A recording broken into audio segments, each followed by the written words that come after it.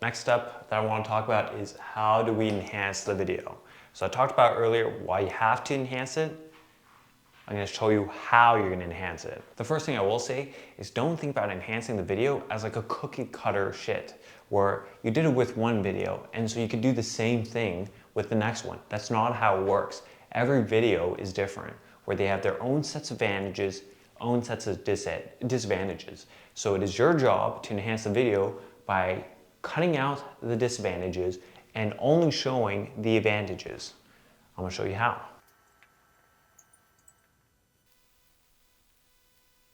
All right, first one, animating anecdotes. So for you guys that don't know and are dumb as fuck, don't know English, anecdotes mean stories, first off.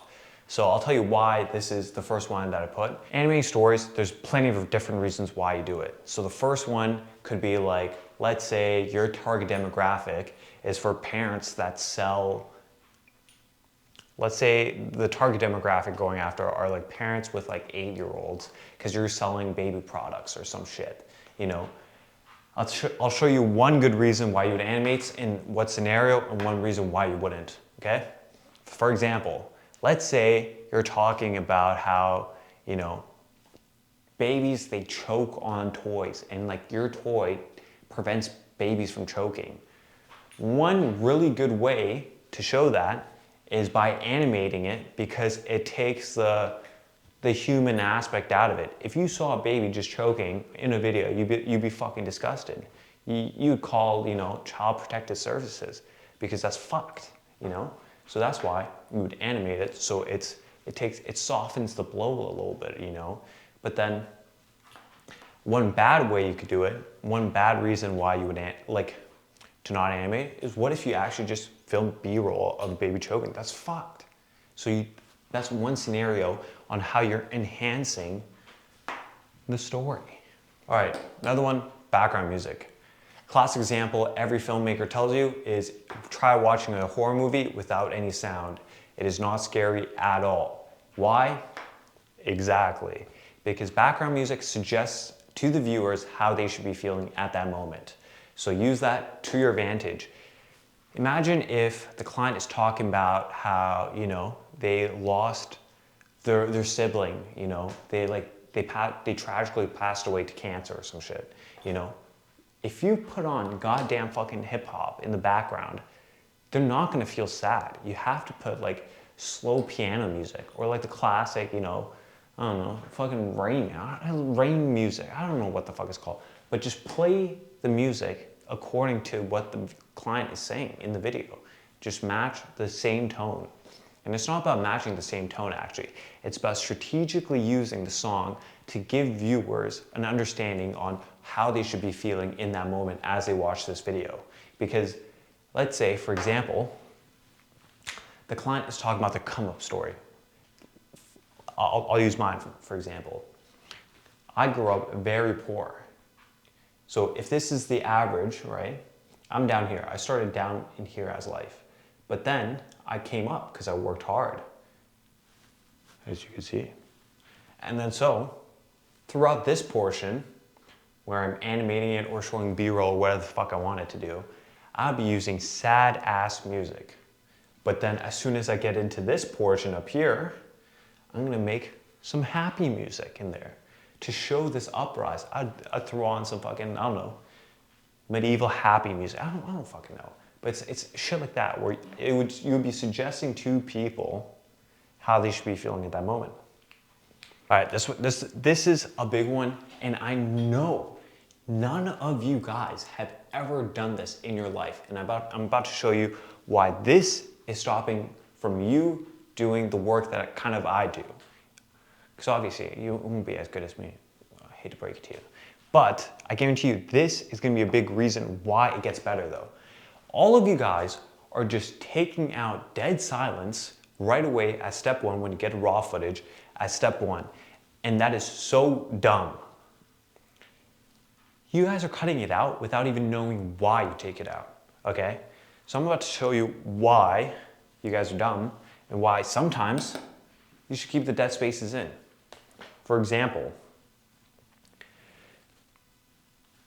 basically, I'll give you a story. It's a fake story, actually. So last week, I made $1 million. And how did I make it? Videos. See? Now, let me say that line once again, okay? I made $1 million last week. How? I just made videos. That's exactly what you guys do. You guys don't emphasize cool shit that the client is saying. I made a fucking $1 million. Hypothetically, there's no fucking way I did it. I'm not even close, okay? Let's be honest. But the emphasis is what I'm trying to harp in on, is that like intentionally put pauses so that after they said a cool shit, so people can marinate on it after what they just heard, you know? Like, you could do that with anything. It's just like, I love Oreos, but I also like brushing my teeth, you know? The pauses. I just put a pause in there. What if I just said, I love Oreos, but I also love brushing my teeth? It doesn't have the same oomph to it, you know? That's why you have to put pauses. Boom. That's also a big reason why you're not on my level. But on the flip side, I'm not going to talk about it too long because you guys are already doing it, but on the flip side is taking out the pauses to create a faster flow so that there's a sense of urgency, you know, sense of anxiety, so that everything's so fast paced, so people get angst up, right? But don't really need to talk about that because you guys already do it already. But last thing I will say about that though, is if you do go that route where you take it out the pauses, you better be putting fast paced background music. Editing wise, this most important one, this is what's stopping your shit videos from mine. All right. So I guarantee you, you have heard your favorite guru talk about why your videos suck.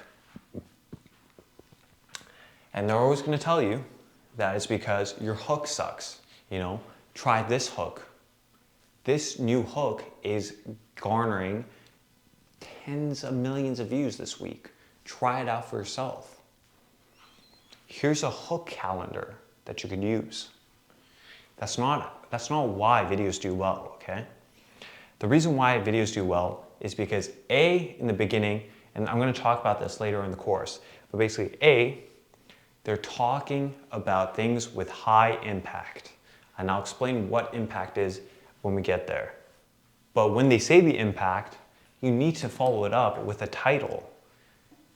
You fucking read books. I'm assuming you read books. There is a title page. There's a cover. So think of this, a cover page of a book, the same as a video.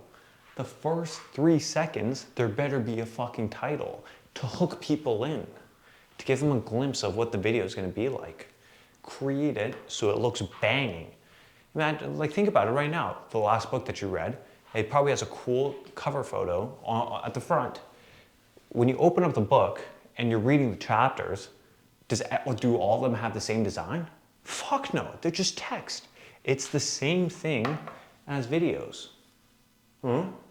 Same analogy. If you don't have a notebook already, open it up. It's time. I'm going to break down what makes a good video, all right? First one, the first variable I like to call it, is value. What does somebody get from watching the video at the end? Do they learn something? If I watch this video, do I learn a new tax loophole so I don't have to pay taxes at the end of the year? Do I figure out a new route that I could take when I'm driving to work to save me 20 minutes? What is the value of me giving my precious time to watch your video? Well, why can't I just go watch your competitors' videos? What's in it for me that I could gain to watch your specific video? You gotta tell me. I don't know. Show me. Teach me something new. It's like school. I'm gonna break the fourth wall here. You're watching this video because you're gonna get value from it, because you're gonna learn how to be a better editor. That's why you're gonna watch till the end, right? And so that is the value. So essentially, every video needs to be the same thing, where you have to give the viewers a reason why to watch, you know, so they feel like a better person at the end of it. Now, to break it more on the marketing side, Or like the CRO side. CRO, pop the definition right here, conversion rate optimization, right?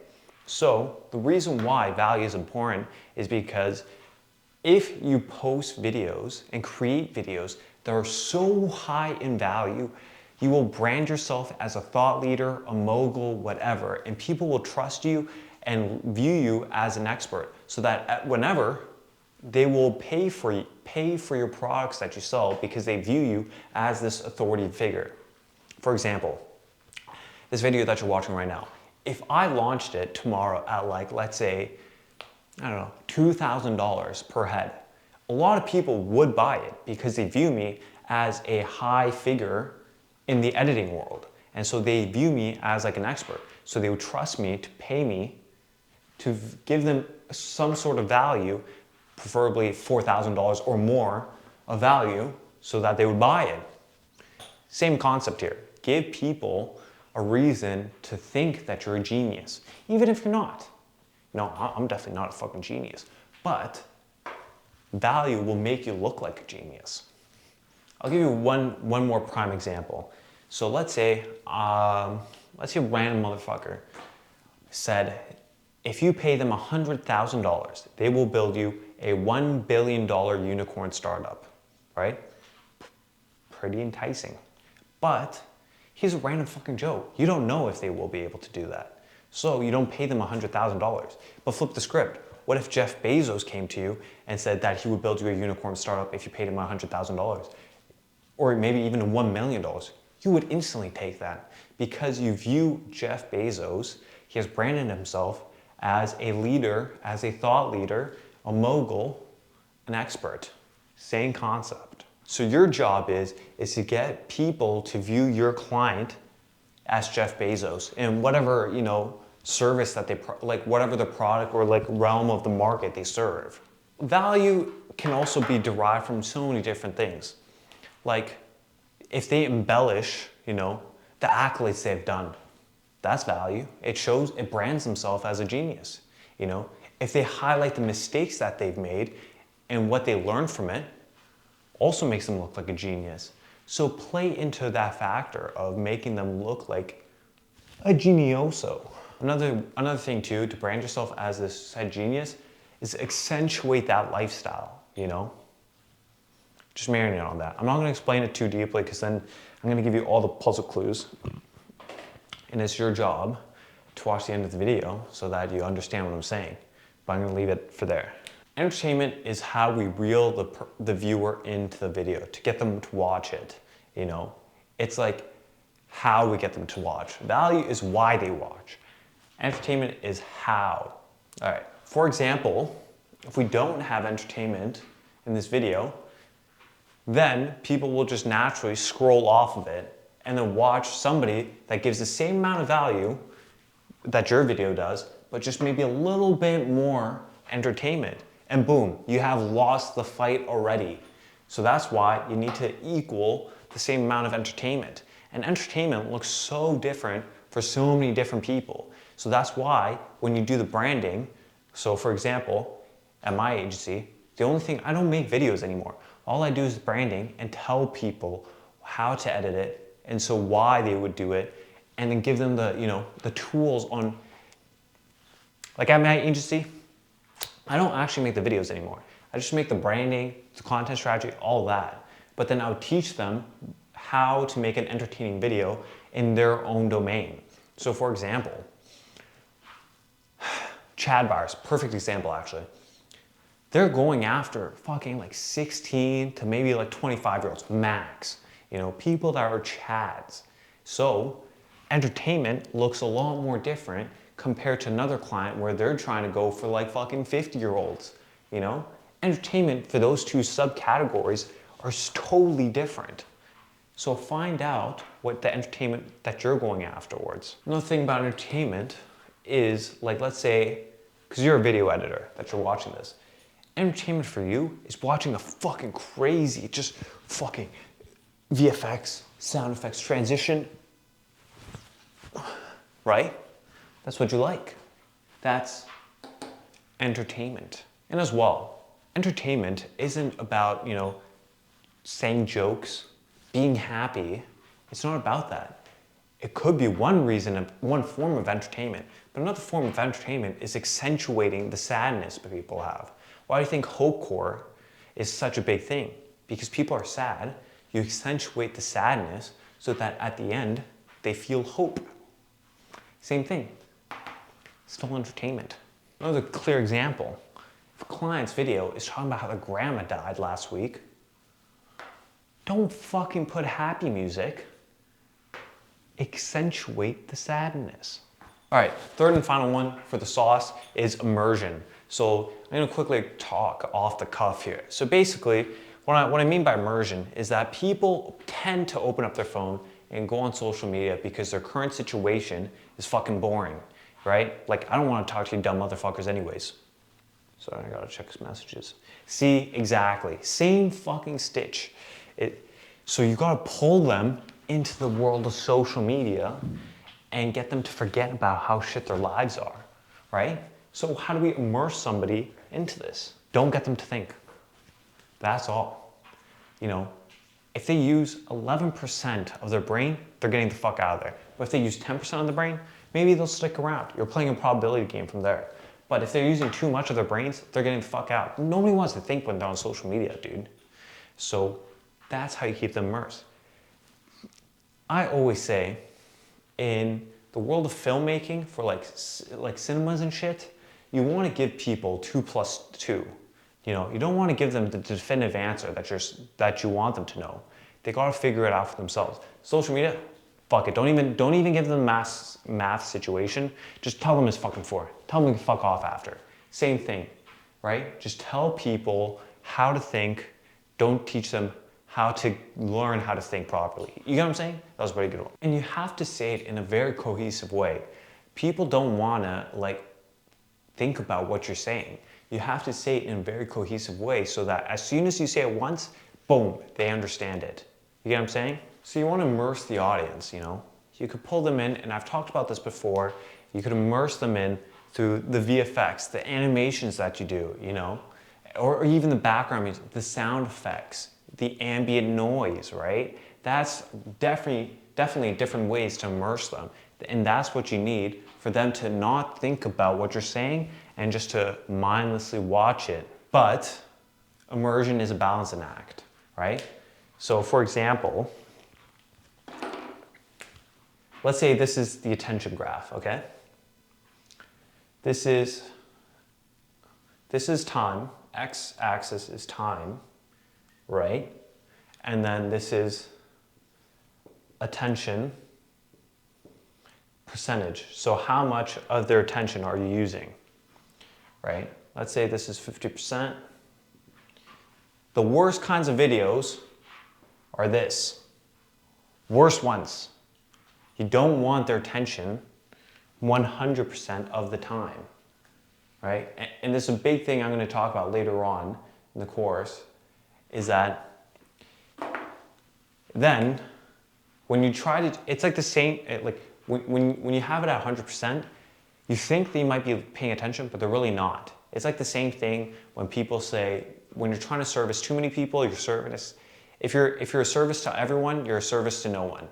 Same example. So what you're trying to do is maybe you start off their attention, obviously at the hook very high, bring it down a little bit, play around here, and then bring it up, and bring it down. But the worst thing you can do is have a period of here or here where it's way too long that they break out of the immersion and then fuck off. That's the worst thing you could do. And I think personally, this is a fundamental skill, and that is step number 1 on what separates you from me.